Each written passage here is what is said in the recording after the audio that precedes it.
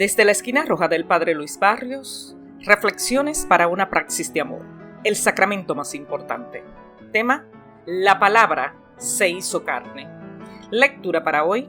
Y la palabra se hizo carne y habitó entre nosotros. Y vimos su gloria, gloria como del ungido del Padre, lleno de gracia y de verdad.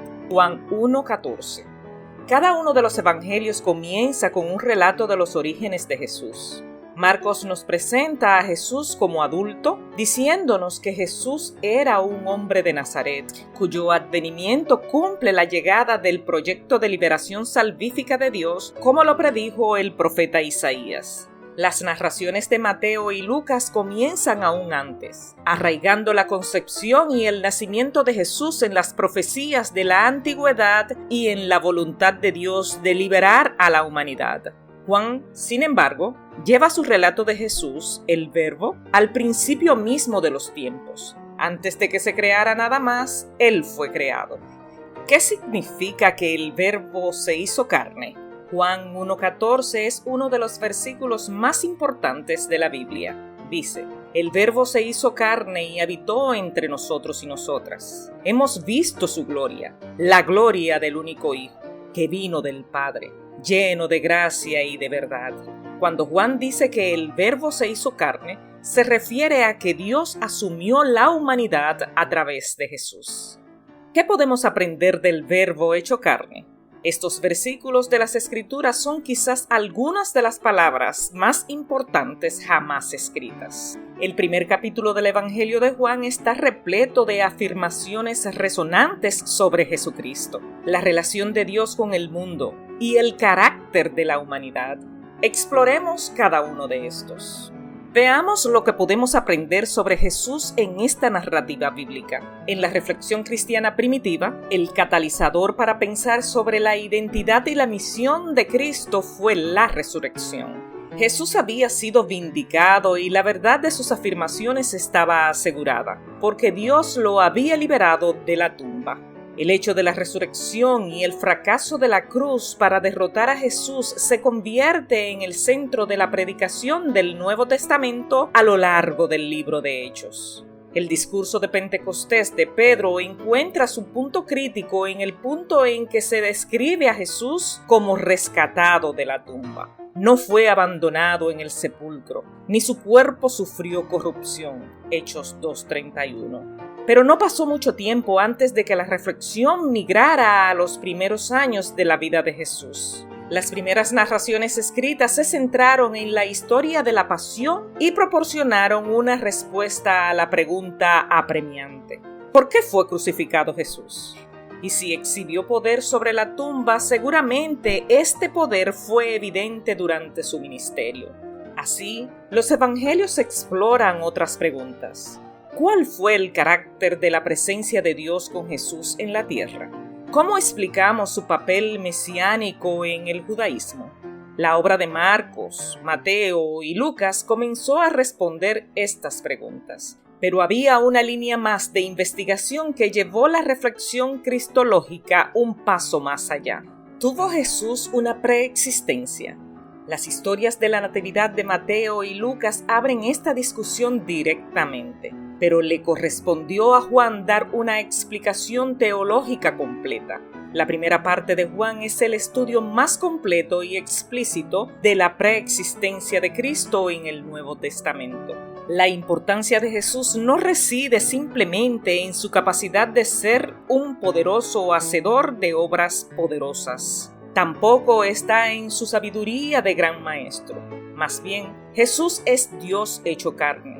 Es decir, el fenómeno de Jesucristo es un fenómeno diferente a todo lo que el mundo haya presenciado antes. Él es Dios en descenso, Dios que entra en el contexto de la humanidad. Al principio, esto puede parecer obvio para quienes se han criado en el ambiente cristiano, pero hoy simplemente no se puede dar por sentado que los hombres y mujeres comprendan verdaderamente las implicaciones cristológicas de la teología de la encarnación que Juan nos presenta. De esta doctrina de la elevada divinidad de Jesús, una divinidad anclada en la preexistencia. surgen una serie de temas teológicos que debo insistir cuando aplico este texto. Por lo tanto, la redención no es un evento humano divinamente inspirado que se propone aplacar a Dios. La redención es Dios mismo obrando en el mundo, logrando sus propios objetivos para reparar las consecuencias del pecado y devolver a la humanidad a la relación consigo mismo. Ahora notemos lo que aprendemos sobre la relación de Dios con el mundo. En lo alto de la agenda teológica de Juan está su interés en explicar el rechazo de Jesús por parte de un liderato en el judaísmo y el imperio romano, un rechazo que conduce a la cruz. Para Juan esto no significa que Jesús haya fracasado de ninguna manera. Más bien, descubre el carácter del mundo, un lugar de oscuridad, y revela cómo reacciona el mundo cada vez que es penetrado por la luz. La visión del mundo de Juan es estrictamente dualista. Las fuerzas de la luz y las tinieblas, el bien y el mal. Dios y Satanás están enfrentados entre sí hasta tal punto que no puede haber compromiso. La teología del mundo de Juan es su vehículo para explicar el rechazo de Jesús, 1:11, el fracaso de la mayoría en entender las cosas de Dios, 1:10, y la hostilidad de personas en el mundo en general cuando las cosas de Dios son puestas en primer plano, 1:5. Juan escribe: la luz vino al mundo, pero la gente prefirió las tinieblas a la luz, porque sus obras eran malas, 3:19. En resumen, la oscuridad es una descripción teológica que reta los compromisos y las confusiones que se encuentran en el mundo. Por eso Nicodemo, que apenas puede entender a Jesús, viene de noche, 3:2, y después de que Judas traiciona a Jesús, sale del cenáculo hacia la noche. Estos son recursos literarios que Juan emplea para hablarnos sobre el ambiente en que estos dos hombres viven y trabajan. Pero los que caminan de noche tropiezan, porque no hay luz en ellos. 11:10. Al llevar este pasaje al mundo moderno, necesito mantener la cosmología de Juan, su teología del mundo, en primer lugar en mi pensamiento. El mundo se opone a la luz. Sin embargo, a pesar de la condición hostil y desesperada del mundo, Dios ama al mundo y ha entrado en él para salvarlo. Juan 3, del 16 al 17. El mundo es, por lo tanto, un término teológico para la humanidad opuesta a Dios. De tal manera amó Dios al mundo. No se trata del amor de Dios por la naturaleza, sino del amor de Dios por aquellas personas que están en su contra. Y notemos lo que aprendemos sobre las posibilidades para la humanidad en esta narrativa bíblica de Juan.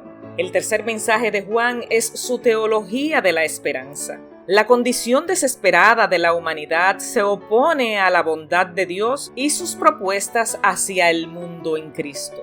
Solo esto, esta intervención sobrenatural, es la única posibilidad para los hombres y mujeres de hoy. Las tinieblas del mundo no pueden vencer a la palabra, 1:5, porque la palabra creó el mundo y comprende todo lo que ha entrado en él, 1:3.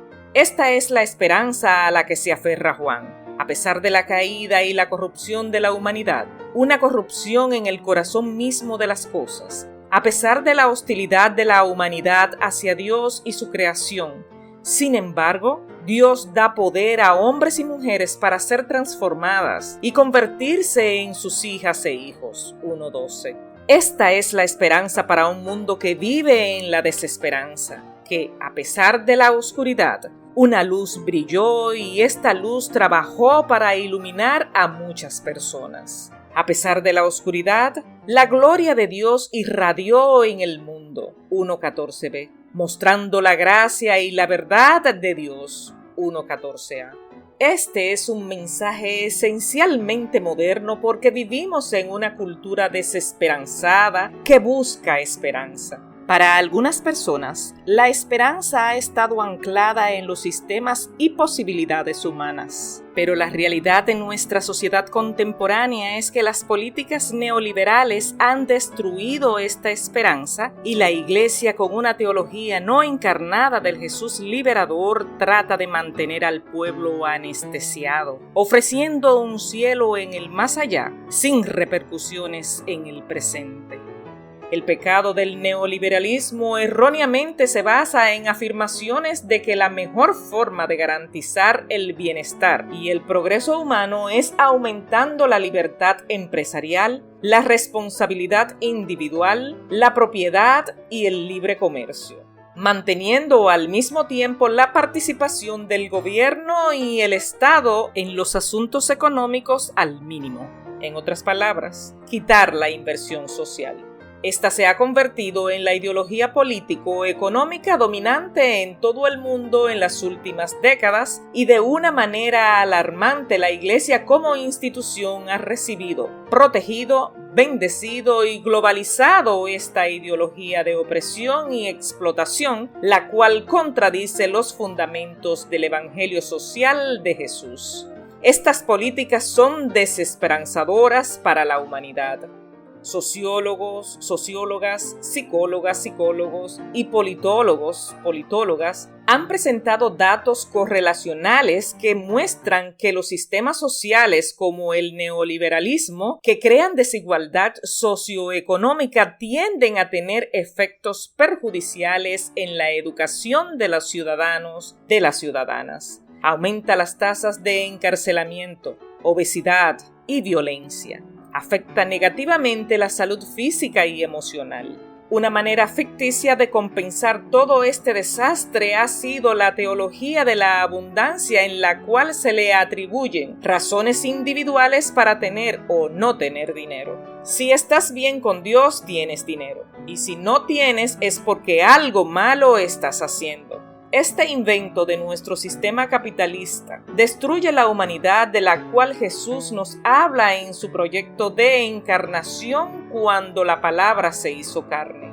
Y a esto se suma el nacionalismo cristiano con su creencia de que la nación estadounidense está definida por el cristianismo y que el gobierno debe tomar medidas activas para que siga siendo así.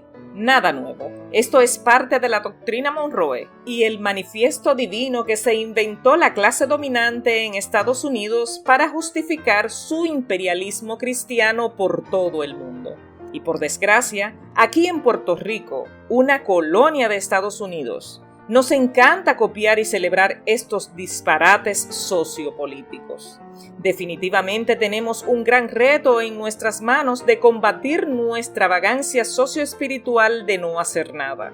Me parece una gran oportunidad de que la palabra siga haciéndose carne, tomando por ejemplo para nuestras resoluciones 2024 nuestra agenda común, propuesta presentada por el Secretario General de las Naciones Unidas, en donde se hace un llamado a un nuevo contrato social con las siguientes características.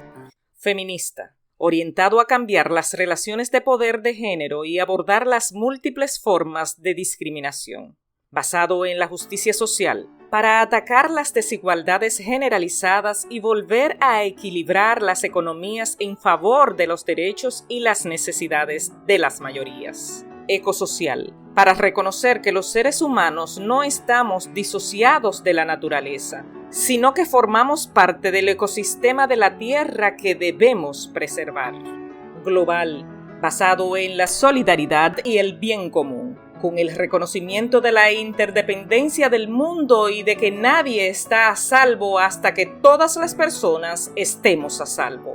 Por esto la necesidad de poder seguir haciendo carne la palabra de Dios, porque el encuentro y reencuentro con Jesús comienza aquí en la tierra, dejando ver el rostro del amor de Dios. Sigamos construyendo un mundo diferente y mejor, aquí y ahora. Felicidades. Bendiciones. Estas son reflexiones del Padre Luis en el amor solidario, el sacramento más importante. Amén y H.